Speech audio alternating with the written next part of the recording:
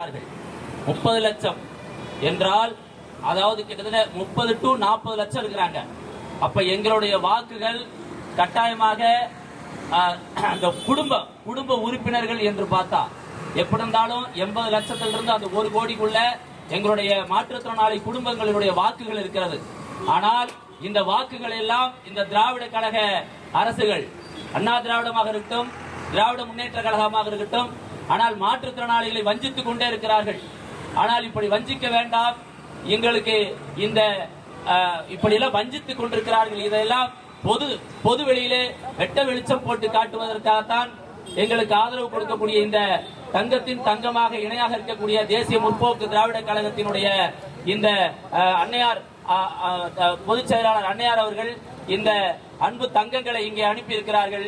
எத்தனை மாற்றுத்திறனாளிகள் இருக்கிறார்கள் என்ற அந்த செய்தியை பதிவிடத்தான் ஐயா அவர்களுக்கு முன்னால் நான் இங்கே ஒரு நிமிடம் பேசுவதற்கு நான் இங்கே வந்தேன். மற்றபடி நான் ஐயா அவர்களை பேசுவதற்கு நான் அவரை பேசுவதற்கு வழிவிடுகிறேன். நன்றி.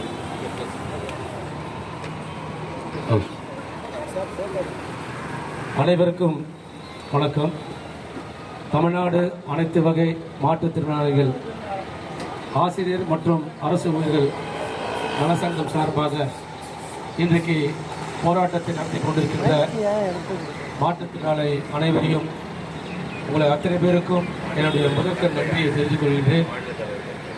என்னோடு மாநில தலைவர் மரியாதைக்குரிய சகோதரர் கருப்பையா அவர்களுக்கும், என்னோடு வருகை தந்திருக்கின்ற கழகத்துடைய இளைஞரணி செயலாளரும் முன்னாள் சட்டமன்ற உறுப்பினருமான புரசை கு நல்லத்தம்பி அவர்களே, மத்திய சென்னை கிழக்கு மாவட்ட கழகத்துடைய செயலாளர் பாசத்துக்குரிய சகோதரர் எஸ் கே மாறன் அவர்களே, மற்றும் என்னோடு வருகை தந்திருக்கின்ற அனைத்து நிர்வாகிகளே, இங்கே பாதுகாப்பு கொடுத்திருக்கின்ற காவல்துறை அதிகாரிகள் இவங்க அத்தனை பேருக்கும் என்னுடைய முதற்க நன்றியை தெரிவித்துக் கொண்டு, இன்றைக்கு இந்த நடைபெறுகின்ற இந்த போராட்டத்திற்கு ஒரு 3 நாளுக்கு முன்பாக எங்கள் தலைமையகத்தில் வருகை தந்து இந்த கடிதத்தை கொடுத்து எங்களுடைய போராட்டத்திற்கு ஆதரவு தெரிவிக்க வேண்டும் என்று ஒரு கோரிக்கை வைத்தார்கள். அதன் அடிப்படையில் இந்த போராட்டத்திற்கு மதிப்புக்குரிய கழகத்துடைய பொதுச்செயலர் திருமதி அன்னியார் அவர்கள் வருகை இருக்கின்றார். ஆனால் 2 நாட்களுக்கு முன்பாக துபாயில் சைமா விருது கேப்டனுக்கு வழங்கப்பெறுகிறது. அதை பெறுவதற்காக துபாய்க்கு சென்றிருக்கிறார்கள். இன்றைக்கு தான் வருகிறார்கள். அதனால் என்னையும் நல்லத்தம்பி மாறன் அவர்களை கழகத்தோர்களை அனைவரும் சென்று அவர்களுக்கு ஒரு ஆதரவை கொடுத்து வட்டு வாருங்கள் என்று சொன்னார்கள். அதன் அடிப்படையில் தான் நான் இன்றைக்கு வந்திருக்கின்றேன். இன்றைக்கு இந்த போராட்டத்தை நடத்தி கொண்டிருக்கின்ற இந்த மாற்றுத்திறனாளிகளை பார்க்கின்ற போது எனக்கு மிகவும் வருத்தமாக இருக்கும். ஏனென்று சொன்னால், ஏற்கனவே அவருடைய மாற்றுத்திறனாளி என்ற ஒரு பாதிப்பு ஏற்பட்டு இன்றைக்கு மிகவும் அவதிப்பட்டுக் கொண்டிருக்கிறார்கள். இவர்களுடைய கோரிக்கை நியாயமான கோரிக்கை.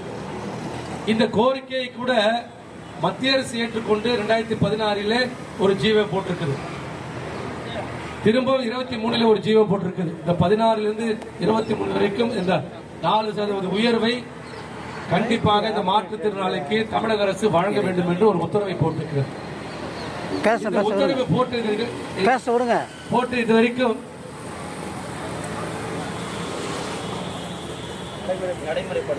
இது வரைக்கும் தமிழக அரசு நடைமுறைப்படுத்தவில்லை.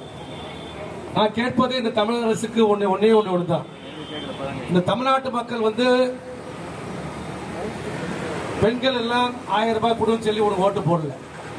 நீ ஓட்டு வாங்கணும் என்ற ஒரு காரணத்துக்காக பெண்களுக்கு 1000 ரூபாய் கொடுத்து நீ வெற்றி பெற்ற. ஆனால் இந்த மாற்றுத்திறனாளிகள் எத்தனையோ ஆண்டு காலமாக தன்னை அர்ப்பணித்து, இந்த அரசுக்கு தன்னை அர்ப்பணித்து எத்தனையோ வேலைகளை தன்னால் முடியல என்று சொன்னாலும் முடிந்த அளவுக்கு செய்து கொண்டிருக்கிறார். இவர்கள் வருடந்தோறும் இந்த ஆர்ப்பாட்டத்தை நடத்தி கொண்டிருக்கிறார்கள். உங்களிடத்தில் நேரடியாக வந்து கோரிக்கை வைக்கிறார்கள், டிபார்ட்மெண்ட்ல கோரிக்கை வைக்கிறார்கள், அரசு அதிகாரத்தில் கோரிக்கை வைக்கிறார்கள். இதுவரைக்கும் அவர்கள் செவி சாய்க்காம இருக்கிறார். உண்மையிலேயே அது வருத்தப்பட வேண்டிய விஷயம். இந்த ஆட்சியில பாத்தீங்கன்னா மாற்றுத்திறனாளி மட்டும் கிடையாது, இதே மருத்துவர்கள், அரசாங்க மருத்துவர்கள்லாம் இந்த கொரோனா காலத்தில் எவ்வளவோ அவதிப்பட்டு நமக்காக சிகிச்சை செஞ்சவர்கள். அப்போது கூட ஒரு மருத்துவர் உயிர் இழந்திருக்கிறார். அந்த உயிர் இழந்த குடும்பத்திற்கு இதுவரைக்கும் வேலை வாய்ப்பு வழங்கவில்லை இந்த அரசு. இதுவரைக்கும் ஒரு 10 ஆண்டு காலமாக சம்பள உயர்வை கேட்டுக்கொண்டிருக்கிற மருத்துவ ஊழியர்கள் அதற்கும் செவிசாய்க்கவில்லை. ஒரு பக்கம் ஆசிரியர்கள், ஒரு பக்கம் மின்சார உயர்வு. தொடர்ந்து இந்த ஆட்சியிலே இதே எதிர்கட்சியாக இருக்கின்ற போது நாங்கள் ஆட்சிக்கு வந்தால் இந்த மாற்றுத்திறனாளர் கோரிக்கை, மின்சாரத்துறை கோரிக்கை, மருத்துவர் கோரிக்கை, ஆசிரியர்கள் கோரிக்கையை கண்டிப்பாக நாங்கள் நிறைவேற்றி தரும் என்று தேர்தல் வாக்குறுதியிலே சொல்லியிருக்கிறார்கள். ஆனால் இதுவரைக்கும் தேர்தல் வாக்குறுதியை நிறைவேற்றாமல் காலத்தாய்த்துக் கொண்டிருக்கிறார்கள். உண்மையிலே மற்றவர்களெல்லாம் பற்றி கூட நாம் அதிகமாக பேச விரும்புவது. பாவம் மாற்றுத்திறனாளி, அவருடைய நிலைமை எப்படி இருக்குது பார். இந்த வேகாத வெயிலில் இன்னைக்கு ஒரு கோரிக்கையாக உண்ணாவிரதம் இருக்கிறார்.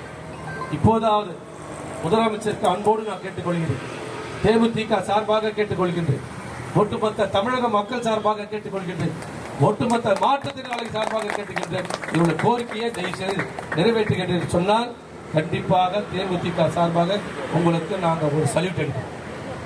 இது உண்மை. என்ன ஒரு 4% உயர்வு கொடுக்கறதுக்கு என்ன இருக்குது? இன்னைக்கு நாட்டில் எங்கேயோ கொள்ளடிச்சு தனக்கு தான் வந்து வருமானத்தை சேர்த்துக்கிறது தவிர அரசாங்கத்துக்கு சேர்க்கணும். இந்த நாட்டில் மணல் கலத்தம் இல்லையா?